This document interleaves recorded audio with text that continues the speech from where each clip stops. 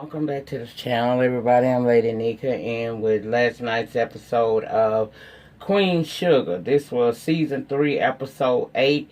Come, Clad in Peace. And let's jump right on into it, because y'all know this that extensive review I have to do.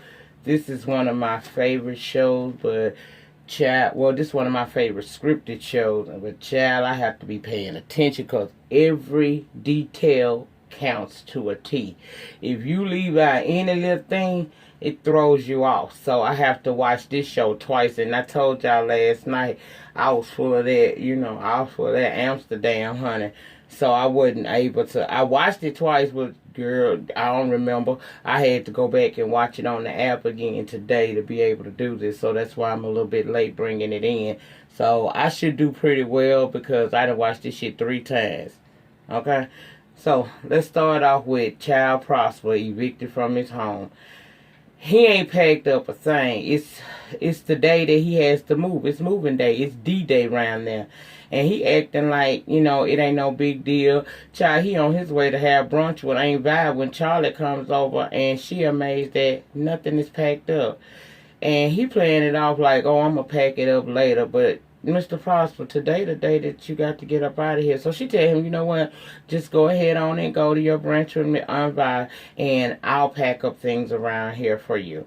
So she calls over Ralph Angel and Nova to help her do it. Now, y'all, he said his daughter is going to come pick him up later that day. I honestly didn't believe him in that moment. I really didn't, but we'll get to it, okay? Now, you got Michael and the Black Minute Panthers he loved hanging out with all over the Michael's house. And they chilling, looking through some of the pics that Michael had taken, And then they come across these pics that he took down there at that plantation they had visited a few episodes back.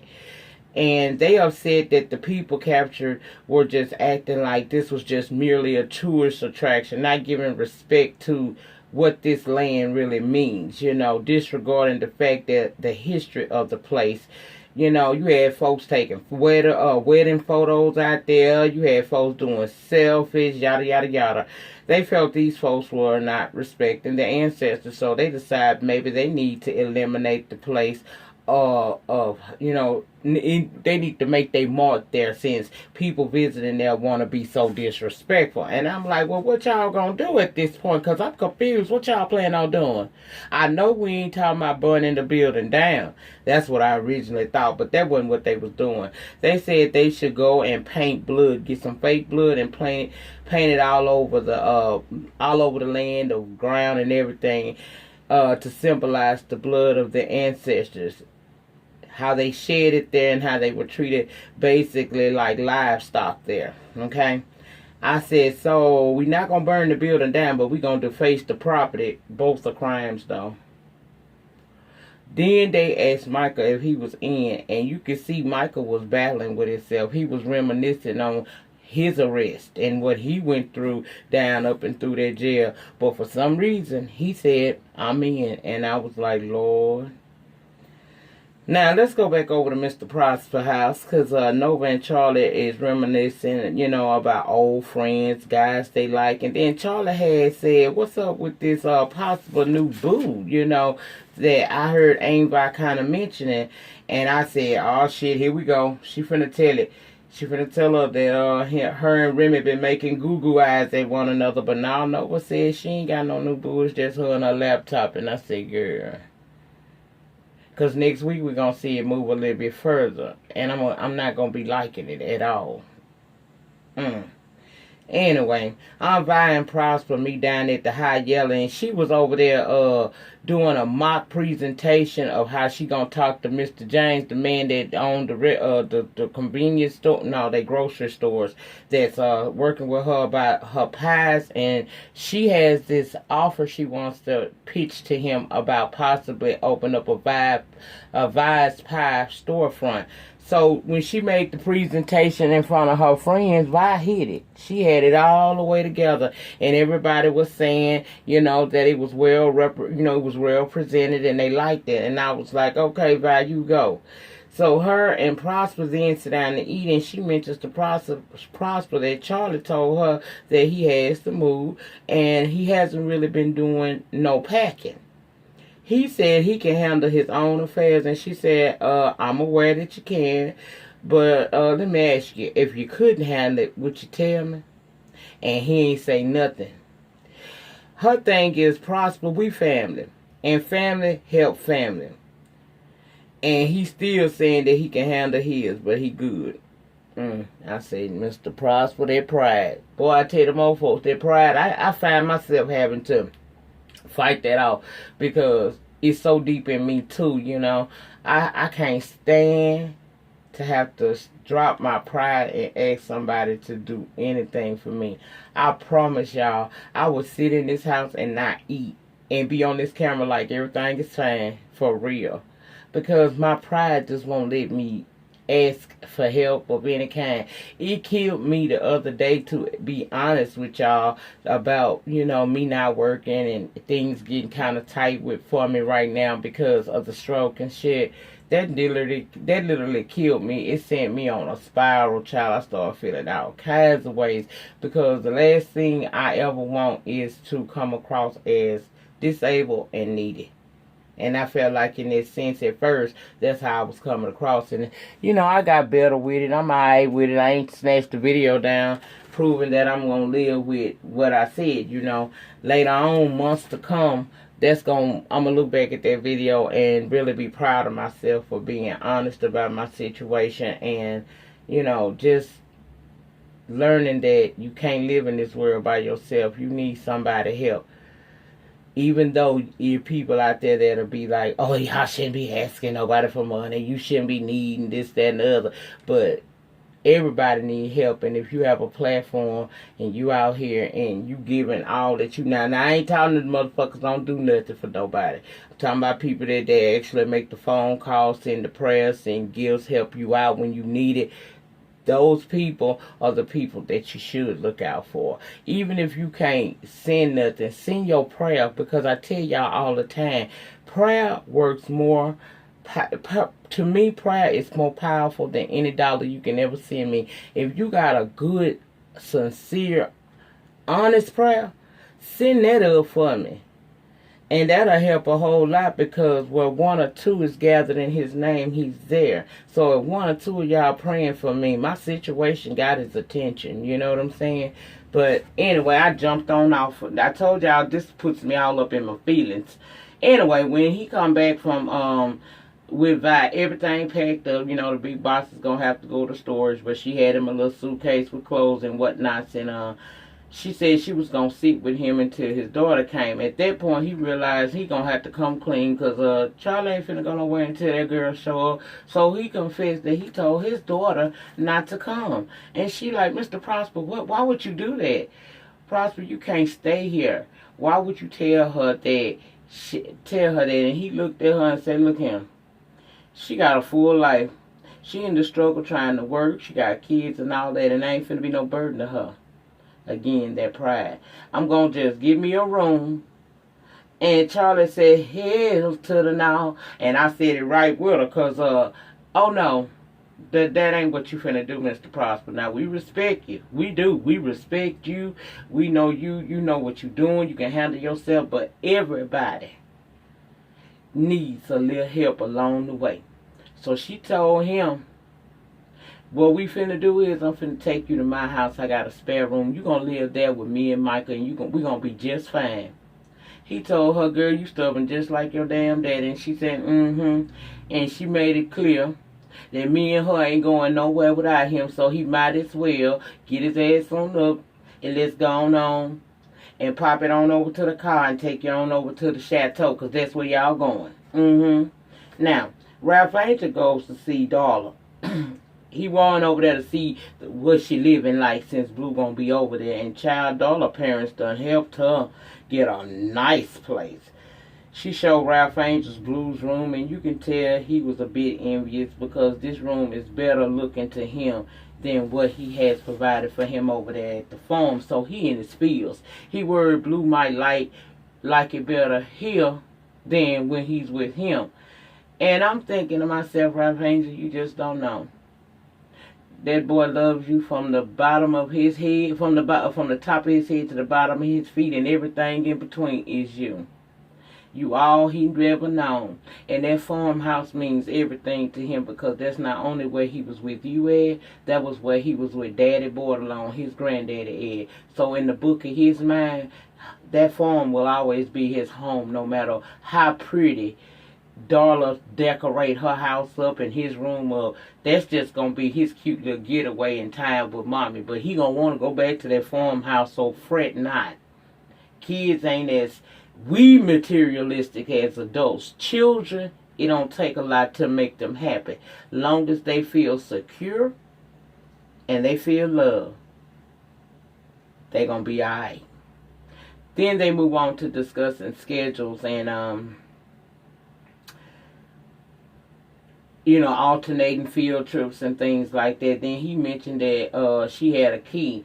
And she said, oh, yeah, I'm going to return that. He told her, go ahead on and keep that, because with the way our schedules be going, sometimes I might be running late, and ain't no sense in you having to sit out there in the car and wait till I get there. So you can keep that key so you can be able to get in. And I think he asked her about giving him a key to her place, and she said okay to it. So I think that's what I heard, child. Forgive me if I'm slipping in that area.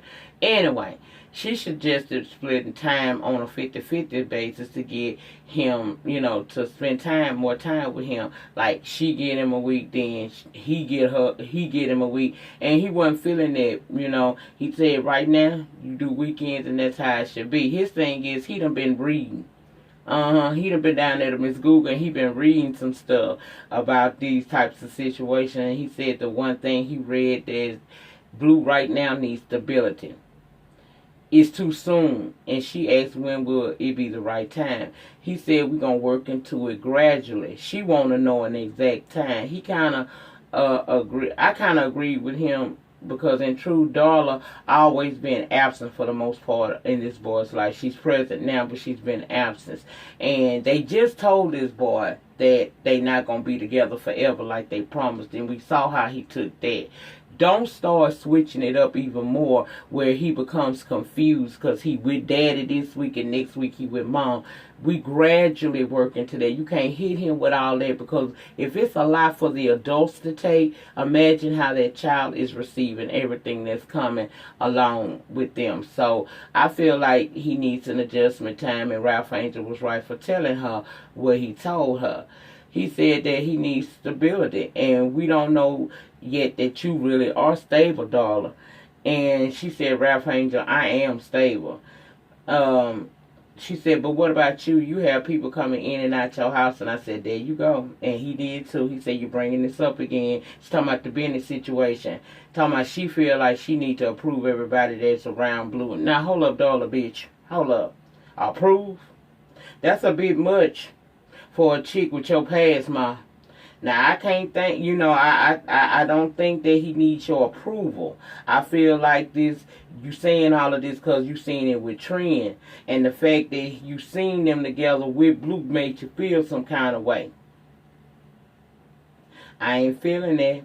Now, she really talking, she ain't talking about no business situation. Ralph Angel gets a bit upset with her about it and tell her that he works hard. While she, and while she acting better than him, he works hard. He not like her. He can't be living up in no house paid for by his parents. He got to work.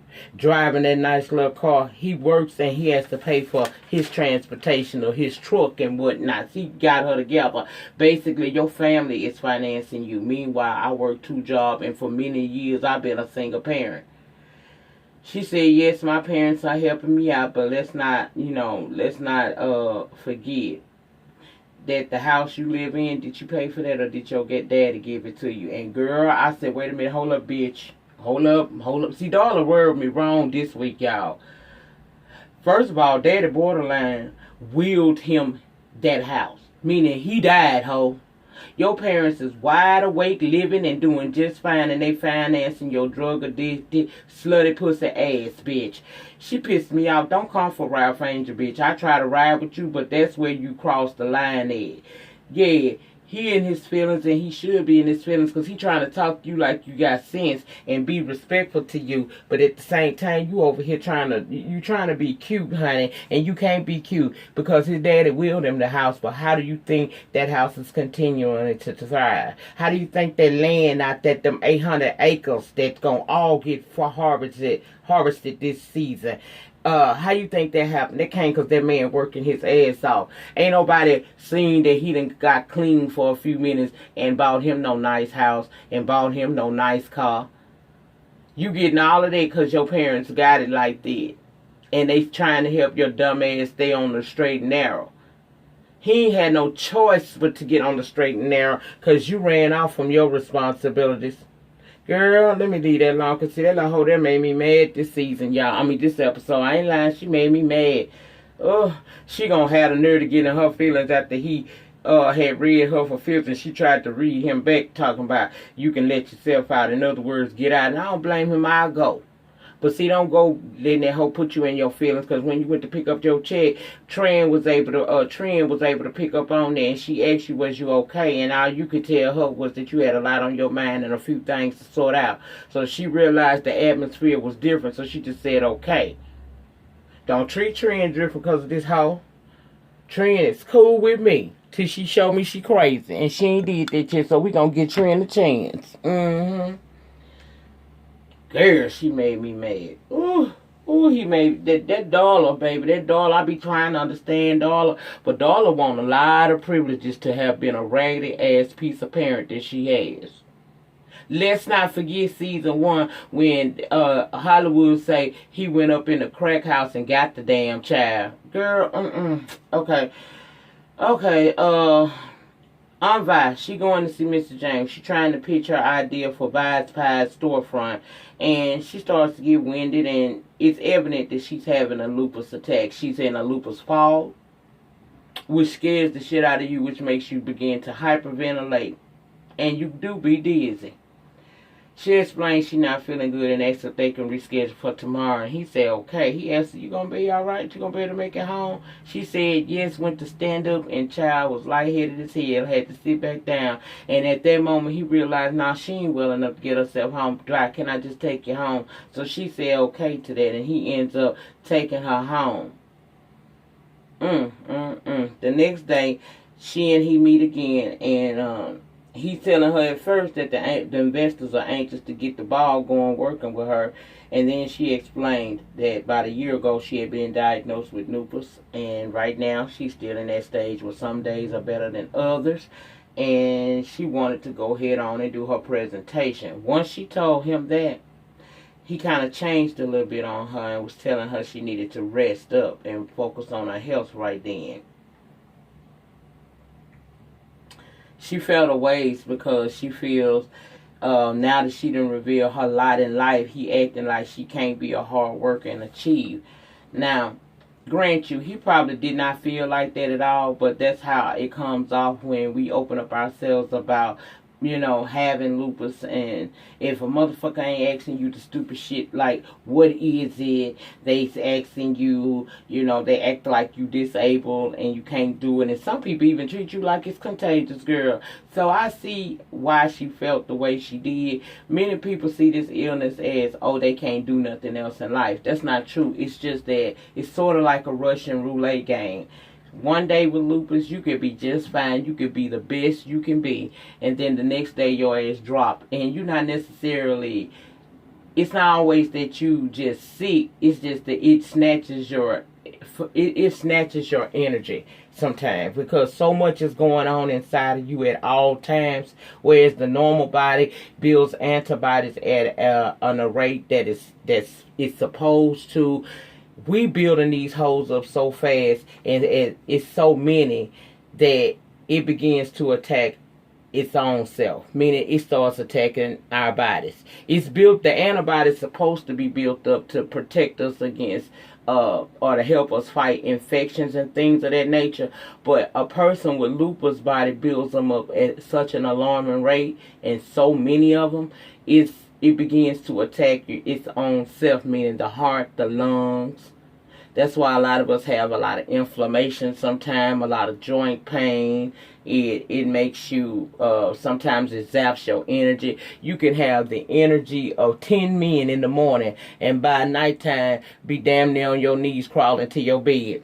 That's how it does you. And sometimes it makes you go into a lupus fall, meaning that you can't concentrate. I've done that and struggled with that since I've been down here on YouTube. I've had moments where I could not think at all. Y'all have seen a bit of it because I've been in it so long. I know how to pull myself out as best I can. But if y'all ever notice, sometime I'll be doing a review, especially when I ain't got no damn notes and I'm going from the down. I'll be doing a review and I'm flowing. Then all of a sudden I have to stop a minute and I chill. I gather myself. Even if I make a joke in between that time, I stop the review because I gotta get my mind focused back on what I'm saying. Because in a zap of a minute, I can lose my entire train of thought and have to cut the camera off. Another reason why I don't like to do reviews. Some people used to ask me, could I do reviews live? Hell no. Hell no. Because what if that happens in the middle of a live? Do you know sometimes I have to cut my shit off and come back and merge these pieces to get these clips together to get this review for y'all? It's a lot going to it. And it's like the odds be against me sometimes. But I push through. Because I ain't no punk bitch. I ain't letting it get me. I'm just going to have to catch me. And I'm running. Okay? But I totally get what she's saying, because the one thing a person with lupus and any other autoimmune disease we can't stand. I shared this with my sister circle. My biggest fear is being disabled. If I gotta be disabled, I won't be here, because I don't want to depend on other people and become a burden to other folks. People might say that they don't mind, and long as you gonna be alright, they usually will not mind. But I've also seen the flip side of that coin, where when you do become disabled and it's not temporary, it's lifelong, people treat you a little different because you become an extra. I don't want to be looked at as a job. So I get what she's saying, but I don't think that Mr. James is going to take that route with her. I just think that after seeing what she went through the day before, he feel like she ain't over that shit, which she very well may not be. Because you still feel it the next day, but you can push through if you want to. He want her to rest, and we going to hope that she understands that and allows her body to heal and for her to rest up, so that when she get back cooking, she'll really be slinging them pies on about that oven. Now, let's go over to Nova, because she went over to Charley's house to tell her what she was able to find out from her friend about the Landrys, okay? Find out that old Landry got a son who has a frat brother who works for the EPA. And they thinking that he possibly falsified some information about that land to try to basically make it seem like the land is not usable, forcing these farmers out of their land and their homes. Now, Nova gonna find out some more information, and Charley told her that's cool, but she really don't want Nova's name to be attached to this, because Nova is working on a book, and she don't want, to mess up her rep or her chances with her book. She also don't want the Landrys to find out that she's involved and start coming for her, because as we can see, as we've seen on these episodes, these people are very powerful. So she trying to protect her sister. But she says she going to keep on working on it, because each day people are being forced out of their homes and off their lands. And then they look over there at Prosper, who was sitting in Charley's living room in his recliner reading. And it's just bringing it all full play that they got to do something. This is just not right. These people work their ass off for years to be in their homes and their lands, and for these little rich white folks to come along and just pull them up out of it without caring about how they going to feel. Then, something needs to be done about that. And if they falsifying information by way of this friend from the EPA, then this may be something they can use to help these people get back into their homes, because this shit ain't right, okay? Now, Nova goes over to the field afterwards, and she doing this cleansing ritual in the field, and then she goes into the house and finds a drunk Ralph Angel sitting on the floor in Blue's room. Child, he got a bottle of hen dog. You hitting it out the bottle. He realized she's standing there and said, I don't want to talk about it. She sat down right adjacent from him and said, good, me neither. Now pass me the bottle. So they both sitting there hitting it out the bottle. Okay. Then they both back. They in their thoughts, and then Ralph Angel says that he want to fix up Blue Room and fix things up around the farm. He want to make it look nice because his room over at Darla house is very nice. So he gonna work more shifts to make sure that Blue has nice accommodations there as well. Nova say Blue's a kid. He fine with what you provide. He said, yeah, I just feel like, but Blue is worth more to me than hand-me-downs. And that's true, but you get a child like I said, the most important thing for that child is going to feel that is for him to feel stable and loved. Yes, we want to buy our kids all that shit, the nicest of the nicest things.